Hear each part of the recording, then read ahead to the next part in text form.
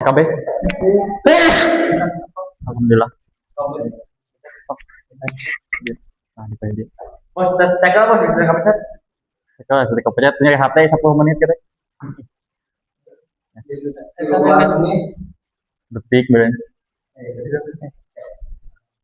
Assalamualaikum warahmatullahi wabarakatuh. Waalaikumsalam warahmatullahi wabarakatuh. Ulang. Assalamualaikum warahmatullahi wabarakatuh. Waalaikumsalam warahmatullahi wabarakatuh. Puji syukur kita panjatkan sehingga hari ini kelompok kami dapat mempresentasikan hasil laporan UAS untuk mata kuliah kalkulus. Sebelum kita masuk ke materi, izinkan saya memperkenalkan anggota kami terlebih dahulu. Perkenalkan, nama saya Muhammad Hilmi dengan NIM 2032509. Saya Sahdan Romdon dengan NIM 2032505. Saya Adit Permana dengan NIM 203-25015. Saya Desiri Ubadillah dengan NIM 203-25011. Saya Sabian Abdiel Geneva dengan NIM 2032501. Dan saya sendiri Muhammad Rafiq Ataullah dengan NIM 203250006 yang akan memandu jalannya presentasi kali ini. Pada kesempatan kali ini, kelompok kami akan mengangkat judul penerapan teori kalkulus pada bengkel repaint body motor Latif skuter. Sebagai latar belakang, objek yang kami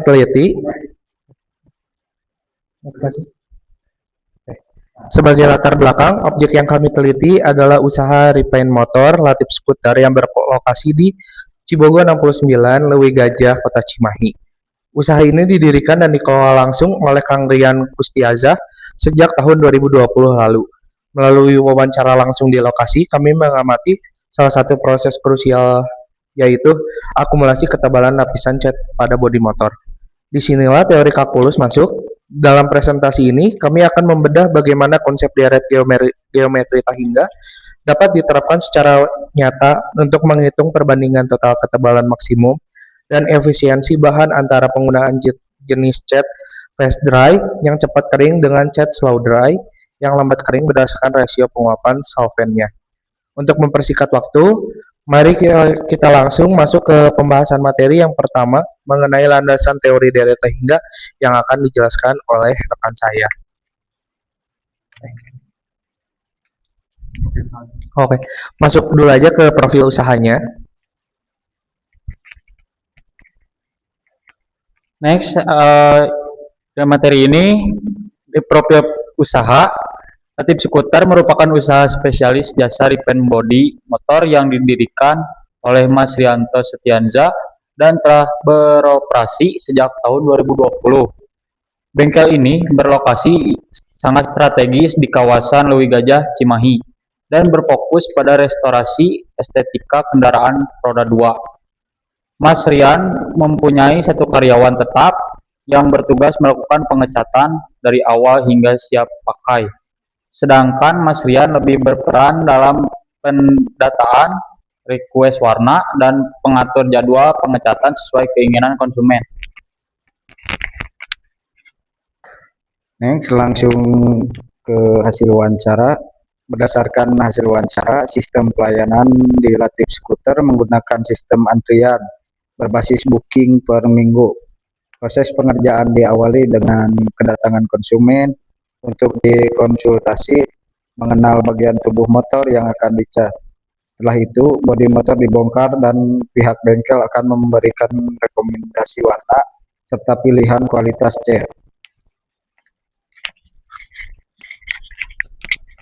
Oke, berdasarkan wawancara, pada warna setiap kualitas cat yang terbagi menjadi 3 tingkatan. Jadi pengecatan itu tingkatannya itu ada 3. Yang pertama ada standar, yang kedua ada medium, dan yang ketiga premium.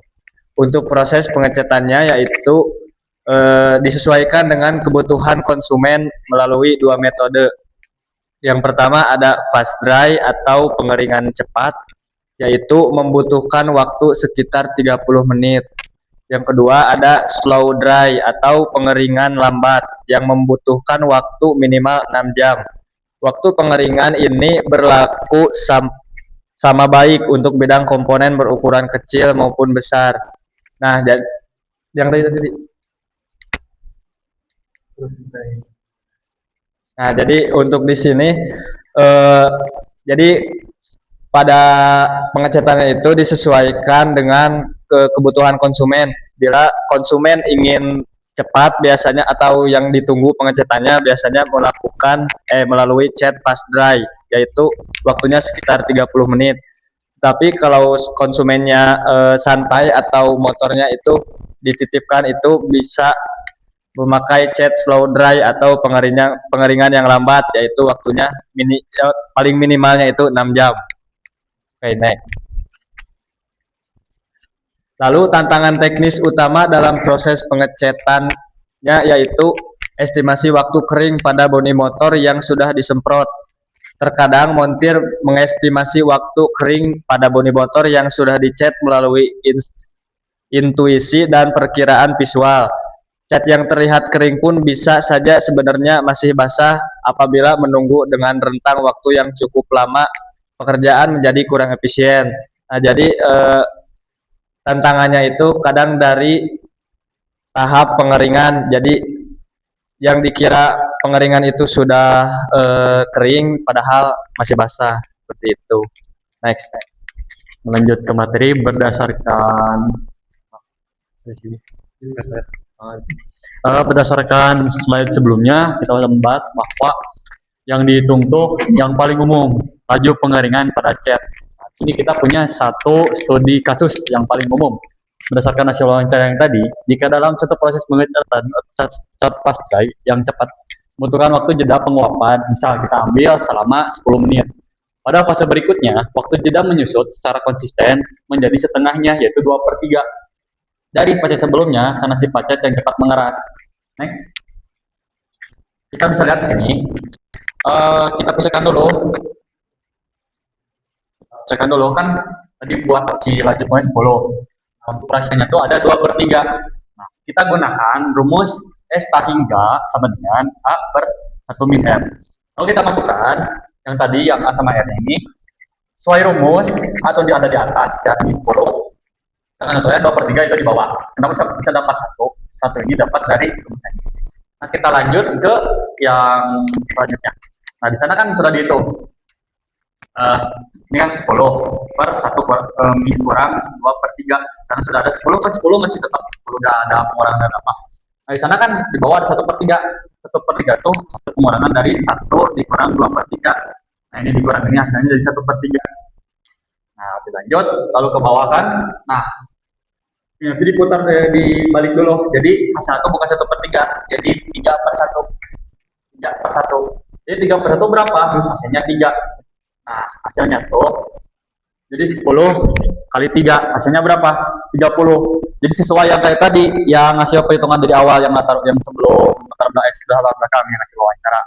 Berapa waktu untuk fast dry? Itu 30 menit. Nah, ini sudah gampangnya batas ini. Coba. Nah, sekarang kita ambil studi kasus yang slow dry. Sama seperti ini, cuman bedanya buat yang slow dry kita gunakan rasionya itu 12. Rasio ini untuk A-nya 12. Nah, untuk R-nya kita pakai 29/30 untuk yang ini. Nah, kita masukkan. Jadi berarti di sini 12. Nah, ini 29/30. Nah, karena di sini gede ya, teman-teman kita bisa gunakan ini satu ini kan bisa 30/30. Hasilnya berapa? 1. Nah, kita gunakan 30. Berarti dikurang 29/30. Hasilnya berapa? Ini tinggal dikurang ini aja. Jadi hasilnya itu 1/30. Kayak yang pertama tadi, si hasilnya tuh dibalik dulu jadi 30/1. Jadi hasil bulatnya apa? Jadi kita tinggal hitung 12 dikali 30, 360. Tinggal kita bagi 360 bagi 6. Hasilnya 6. 360 dibagi 60 ya. 60 hasilnya adalah 6.